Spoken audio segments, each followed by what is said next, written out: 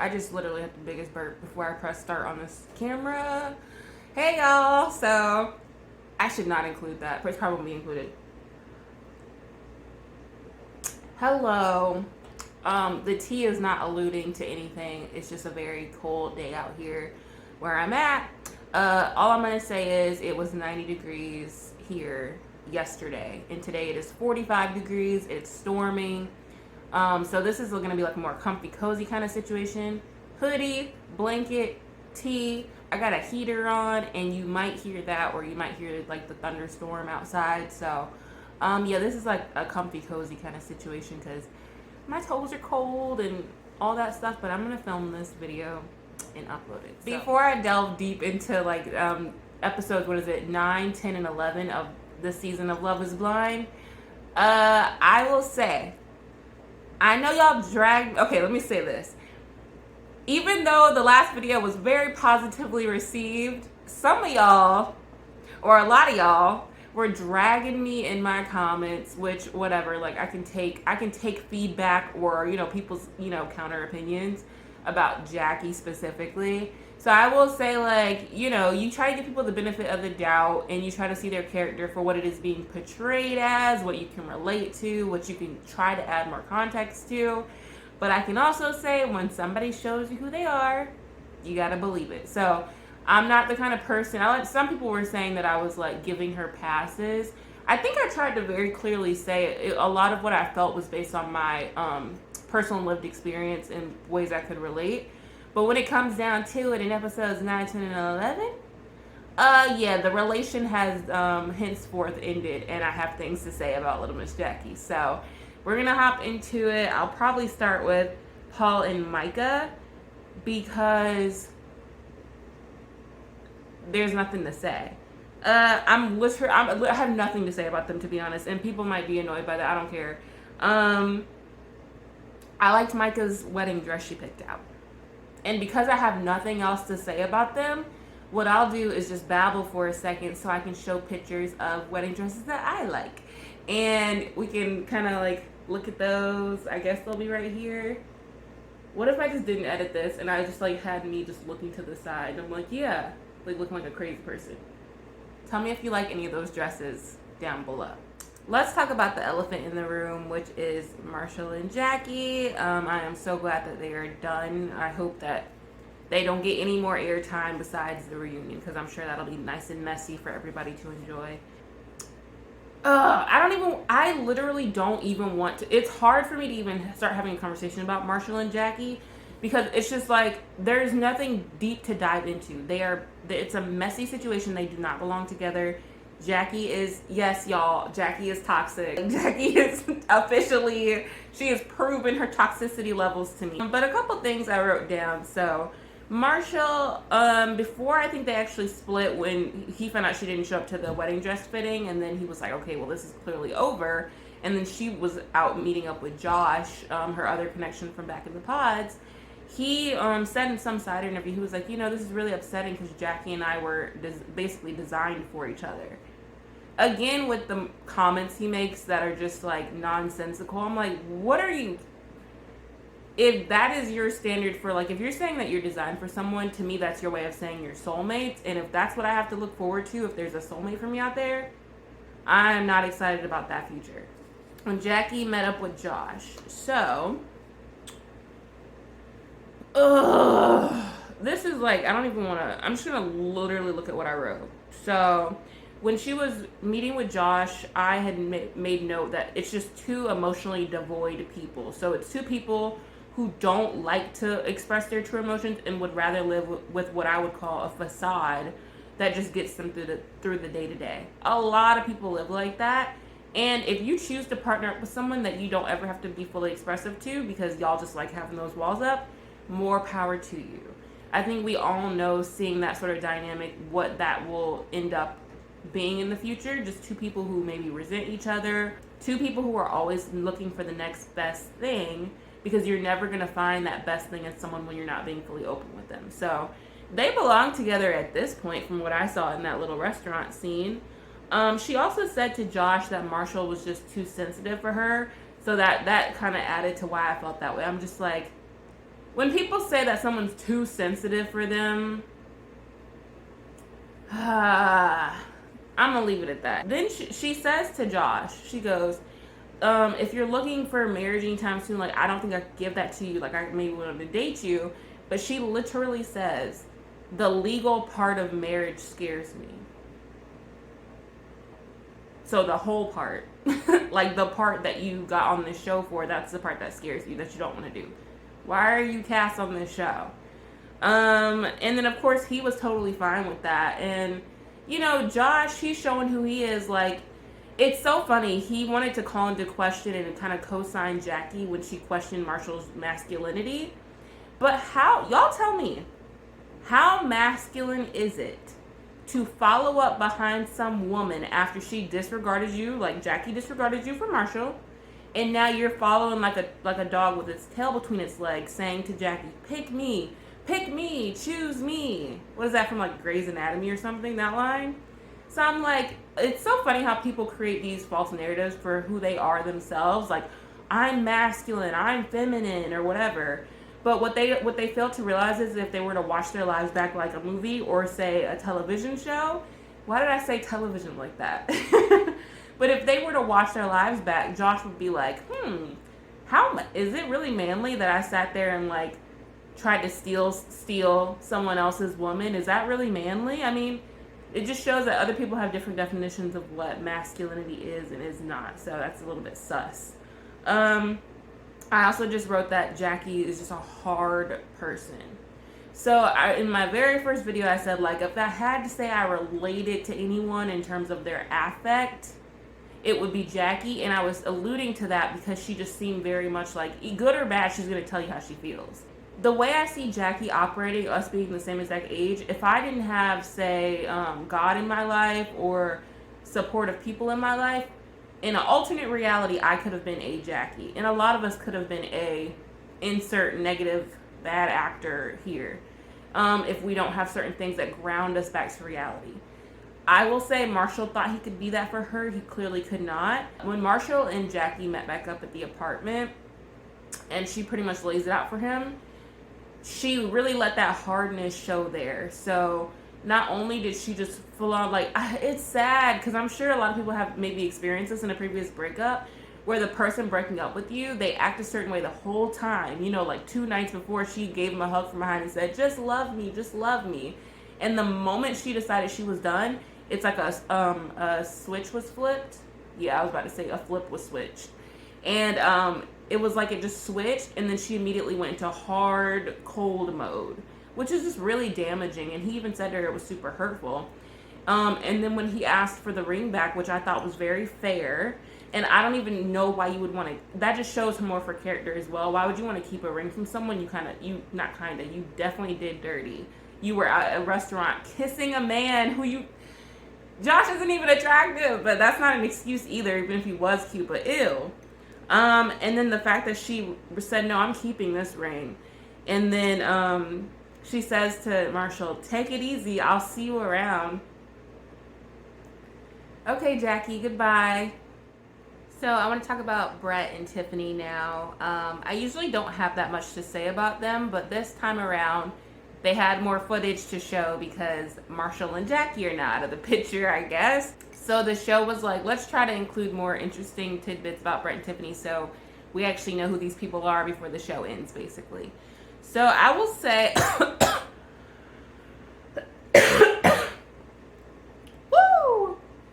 So I'll say when Brett took Tiffany to meet his friends, the more they kept talking, like when Brett and Tiffany were talking to them, it really felt like they were on an episode of Shark Tank and they were trying to prove to Kevin O'Leary to invest in their relationship because it will be successful. I'm not just some person who thinks, oh, all you need is the chemistry for a successful marriage. Obviously, you need way more than that to enter that sort of contractual agreement. But Brett and Tiffany were going hard on like those points that were all just like, well, you know, because the financial and we match with this and that. And I was like turned off. I'm like, I would never, this is a personal opinion, I would never want to be in a marriage where it almost feels like you have to sell it to yourself and sell it to others. That's not to say I don't think their relationship won't be. That's not to say I don't think their relationship won't be successful. I think they make actually a really good match and that they actually do care about each other and can help each other grow, that they've mentioned before. But it just seems a little stale. And I know people say, oh, you're just calling it stale because you're just used to either seeing like drama when it comes to relationships. It's not even that. It's just stale to me. But the other thing I will say I was on the money about is that Tiffany is definitely insecure, y'all. Like, and nobody was really like arguing with me on that point, but I feel like she completely validated that herself, because she literally says when he shows her the photos that he took of her, which were beautiful, by the way, she said about Brett, he sees things in me that I sometimes don't see in myself. Which, ooh, heartbreaking, but also, ooh, maybe this is a good transition for her. Maybe she needs him in her life to really like bring the fullness out of her in relation to other people. It's sad though. Tiffany is one of the people I'll talk about, of a few people that I noticed who their parents have major influence on how they go about their romantic relationships, which I think is very sad. I don't think that's a good trait as we see reflected in how they act. So Jackie was one of those people which she made clear like her mother's influence like bothered her in relationships, but we know that was a front at this point just because she didn't like Marshall. But for Tiffany, she said in a side interview, oh no, she didn't say in a side interview, she said to Brett when he said that he was secure about their marriage, she said, I just want to make sure my family sees in you what I see in you. Like, in terms of having to, again, sell the relationship, sell it. And this was one of the first of many things I'll mention for people upcoming who they need their parents' validation so much, it stunts them in their relationships to a certain degree. I want to talk more about Zach and Bliss now, because this is like the creme de la creme of talking about people and their family's influence. So with Zach in particular, I don't have much to say individually. I did like how he said to his sister at the suit fitting or whatever for the wedding, he said, I'm done guessing what the reason is for everything, when she's inquiring, like, so are you sure about this? He's like, I'm done guessing. He was like, he even said to Bliss in the hot tub later, he was like, yeah, I mean, I made my decision, I'm confident in it. And she was annoying the crap out of me with this whole, like, it's okay to change your mind, or, well, don't just say you're doing it because don't just say you're committed because you made the decision. He was like, well, that's how life works. You make a decision and then you commit to it. But what the reality is, which she showed when they were doing the bachelorette party, when they did her little side interview, she said somewhat that she was still like, like I'm nervous about it, I'm this and that about it. And I'm like, girl, that you were projecting. Like, he said he is good to go. He has said that to you, and he has said that to people outside of your presence. But when you're getting a side interview alone at your bachelorette party, when you're getting a little drinks in your system, that's when you want to be real and say, okay, I'm a little worried about this scenario. So that's all I have to say about him. But on to Bliss. Oh my God. So I still like her. I think she's cool. But her family dynamic is something else. So I loved when Zach got to meet Bliss's mother and two sisters. Oh, is it just me, or does her mom, like her mom's voice sound like Michelle Obama a little bit? Like she has Michelle Obama's voice. I loved like the hand holding and like the affirmation of just physical touch between her and her sisters and mother. Their emotions were showing clearly through. Bliss seemed like she could be her full essence around her family, which she mentioned was really important, being around Zach, being able to be fully herself to her full capacity. That's the other thing I really loved when she met his family. She talked about admiring him, respecting him. She could be herself. What else did she say? She said that he was trustworthy as well, which I thought was interesting because she questions him a lot in certain degrees with trust, but okay. Then, fast forward to Bliss introducing Zach to her father, Shaw. Is that his name? Shaw? Ew. I knew it was going to be a problem when he brought his stepkids in there and the girl was wearing a pair of aviator shades. Girl, you are 12. Take them shades off. You are in fluorescent lighting. This is not sunshine. What are you talking? You're in Seattle. There is no sun. Okay? In my previous video, I had said when referencing Kwame and Chelsea meeting Chelsea's father and how much anxiety was being produced by that scenario, I said, I'm not here to impress anybody's parents. And this, what happened with Shaw and Zach is the exact thing I'm talking about. So you take Shaw. I have several notes on this man. You're not even a main character in the show, but I have notes on you, sir. Shaw, I wrote that he is a parent who wants to hear themselves talk. Or not even just parent, but a person who wants to hear themselves talk. Like, literally the spitting, shining example. So, Zach tries to speak to Shaw and just talk about his career because Shaw brought up his career. He asked him what he does.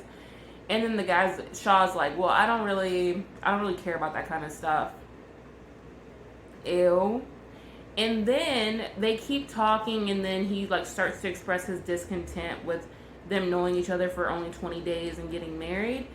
And this is what I noticed.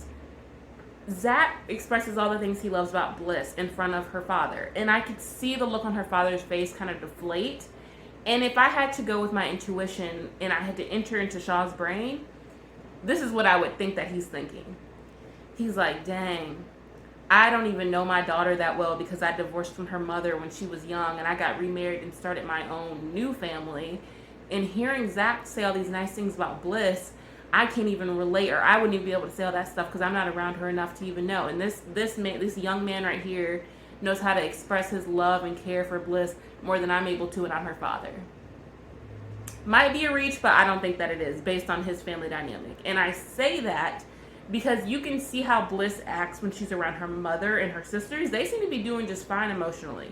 They seem to be secure, loving individuals as a family unit.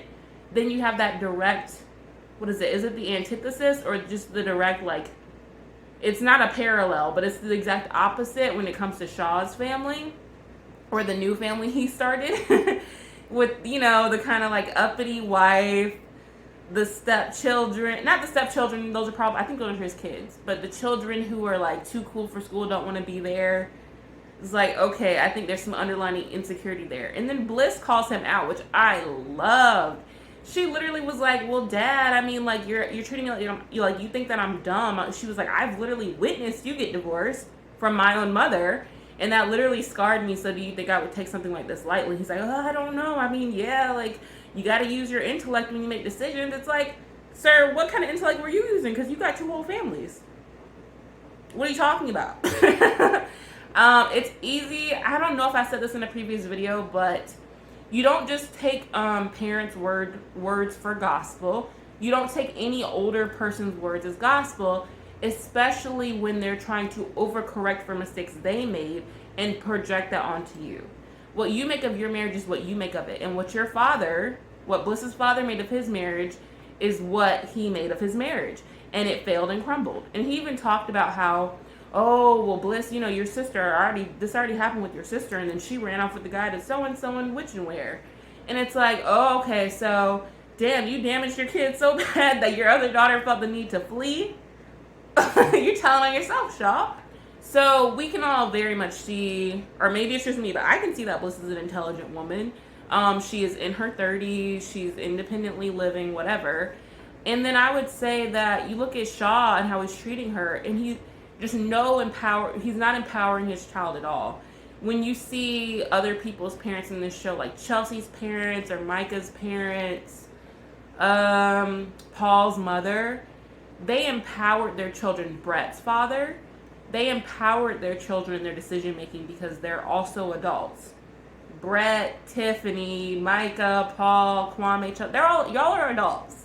You have to start making decisions for yourself at one point. So this is another example of like this toxic relationship with a parent who feels like they can have this domineering impression on you when they're just trying to make up for their own mistakes. So the last thing, we had a speaker come to my job recently or last year, and he talked about, instead of talking about what's right or wrong, what's the right thing to do or what's the wrong thing to do, think about what's good or bad for the situation. Because everyone's going to have a different interpretation and understanding of what's right or wrong based on their lived experience, based on their biases. But generally speaking, people can all have a common understanding of when something good is happening and when something bad overall is happening. So Shaw, when you're sitting there reprimanding your child and disrespecting this man who you don't know very well, is that good for the situation? Is that good for the conversation? Is that good for your daughter's mental state? clearly it's not, because you could see her second guessing herself in the hot tub scene right after because of what her father said. Is that good?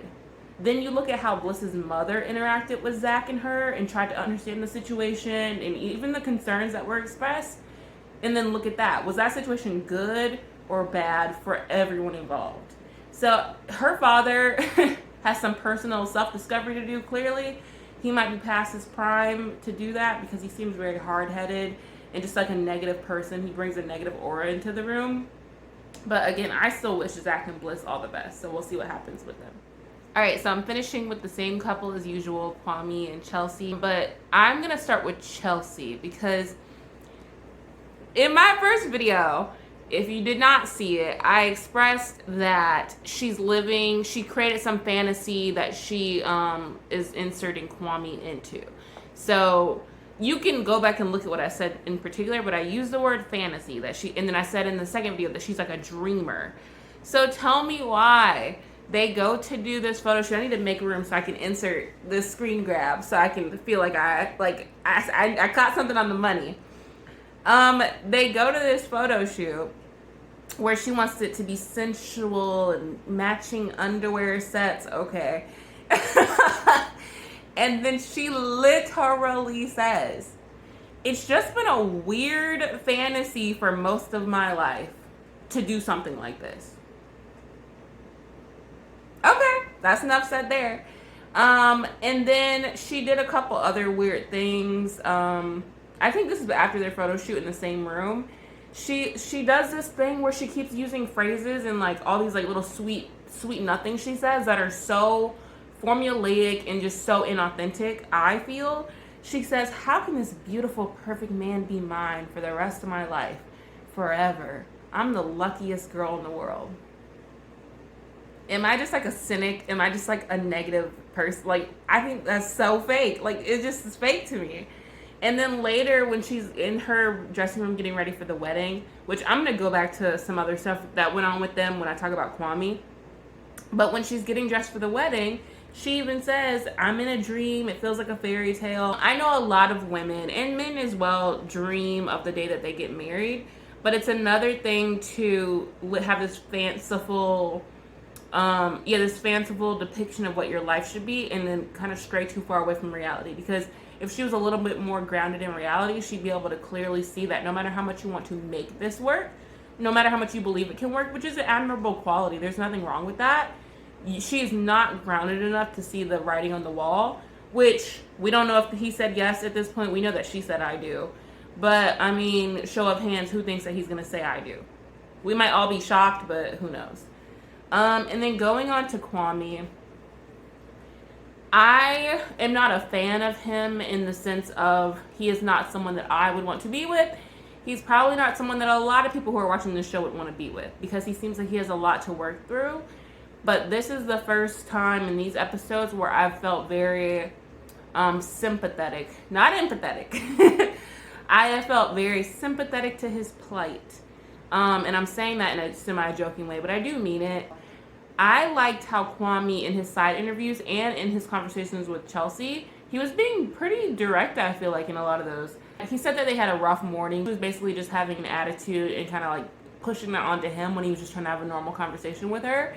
And he said a few things. I'm just going to like list out some of the things he said before they have their conversation. She tries on something and then she asks him how it looks. He goes, oh, it's a tough look. And then she goes, just say I look beautiful.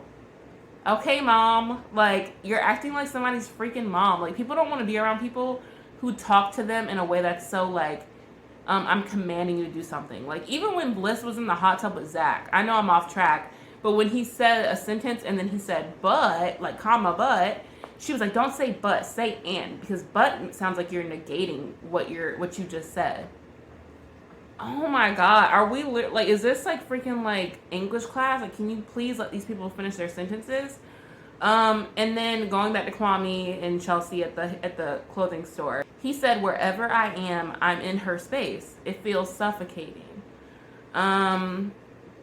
Yeah. So when he said that, I can totally understand how, and this is back to him probably not expressing fully his concerns about leaving Portland. I can totally see what he means. You're in a whole different city, and every scenario that you enter is Chelsea's safe space. And he even said to her, he was like, I can't go back to Portland. I can't drive back to Portland for 3 hours, take a deep breath in my bed, and then come back. And then her like totally understanding response is, I wish you could. Girl. Okay. So then when he sits down to talk to her and she's like all excited, I wish we could just like say I do right now or say yes right now. He was like, well, you know, can we talk about the kind of rough morning that we had? And then he tries to talk to her about it. And then he says to her, you always want to chase the fight, which is very direct, but I felt like a not too intense way to say to her, you are always looking for a problem. You always got problems. Which she clearly showed and when she tried on the outfit, he said it looked tough. And then she said, oh, just say I look beautiful. Like, you always want to find a problem, girl. Or at least from what we've seen.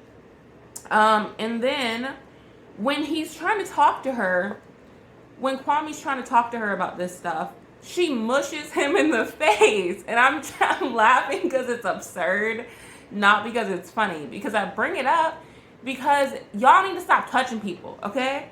Okay, let's put it this way. Like, literally switch the scenario. If they recorded Kwame while Chelsea was talking to him, and then he was just like, and just mushed her in the face, everybody would be up in arms. Oh my God, why would you put your hand on her face like that? But she mushed him, and I have yet to watch any other, like, reviews or recaps or seen any commentary on social media. But I can almost bet that no one's going to say anything about her putting her hand in his face and literally pushing it. But okay. And then this is the last person I wanted to mention in regards to the parental influence.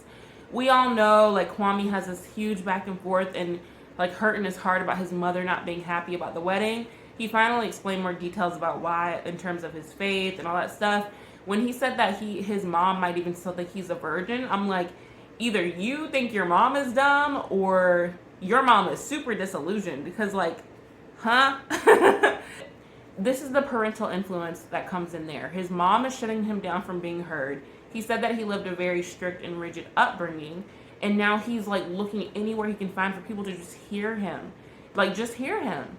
And a lot of people suffer from that problem as well. That's why I really like this season, because I feel like a lot of the core issues these people deal with are things that we could all find a piece to relate to. And for Kwame, his big thing is just the need to be heard. And of all the people, I'm not really big on the whole, like, inner child discussions and stuff because I don't know a lot about that stuff. But if I had to look at anybody on this show, when I see Kwame, especially when he was standing up on the not the altar, I guess the altar, he especially with his siblings looking at him, it felt like I was looking at a kid who was waiting for his mom to walk in the door so he could come and run up and put his arm around her legs. And it was sad to see. So I think Kwame is not ready for marriage in reasons beyond what I originally thought. And a lot of that is because he hasn't even found a way to be fully himself without having a mother. I even said in the previous video, I'm like, he still acts like he needs to be mothered. And that may be part of what he likes about Chelsea, that she's so self-assured and all that kind of stuff. Because he needs someone who's, like, gonna give him directives. But what he fails to see is he needs to start giving himself directives, because as Chelsea even said to him, you're an intelligent, bright, smart man. But he just refuses to step into his manhood. When his siblings showed up, what I really, really enjoyed was that his sister, in a joking way, what was her name, Barbara, how she brought up, do you still pray, Kwame? And I know they giggled and chuckled about it, but I appreciated that she asked him that in a semi, like, offhanded way, because I hope that planted a seed for him to know that you don't need to be heard by X, Y, and Z. You don't need to be validated by someone you've known for 20 days. You don't need to be validated by your mother who is so rigid and so wanting to maintain control over you that she won't even answer your phone call. Those aren't the people who you need to be heard by. What you need to do, and I think what his sister was getting at, trying to be nice about it, was you need to talk to God. You need to talk to God and listen to what he says, and then he can validate what you're saying or tell you, no, you need to go in a different direction. Because Kwame can't do it for himself at this point, which he's shown. Your mother isn't trying to do it unless she knows that whatever she says will help her keep control. And then you can't have Chelsea do it because she's living in fantasy land. Woo! That was good. And I really, really liked how his brother then was it Jerry, how he did a prayer with them before he went out. So really liked his family dynamic. I hope that he says no. Because I think we all can see watching it that they don't belong together. But I just hope that whatever direction that they both take, I hope that this relationship is a learning lesson and a growing stepping stool for both of them. Thank you guys for watching this video. I guess I'll have one more when they have like the weddings and the reunion. Hopefully it will not be as long as these because there won't be as much to talk about. Hopefully. But please subscribe, y'all. What else am I supposed to tell y'all to do? Like the video. Leave a comment because I want to hear what you say, even though people just say that because they want more like freaking interactions with their videos. But seriously, leave a comment because I actually like to read y'all's comments. What else? Yeah, I'll see y'all next time.